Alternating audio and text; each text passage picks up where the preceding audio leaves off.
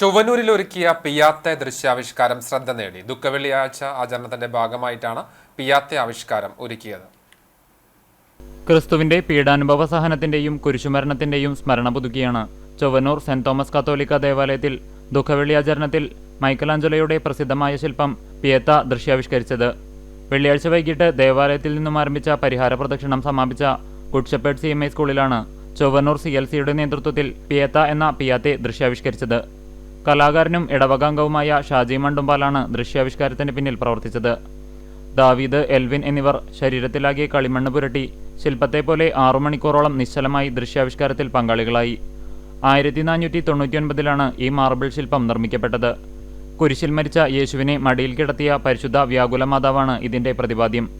റോമിലെ saint Peter's ബസലിക്കയിലാണ് ഈ ശില്പം സ്ഥിതി ചെയ്യുന്നത്. മൈക്കലാഞ്ചലോ ഒപ്പുവെച്ച ഏക ശില്പം കൂടിയാണിത്.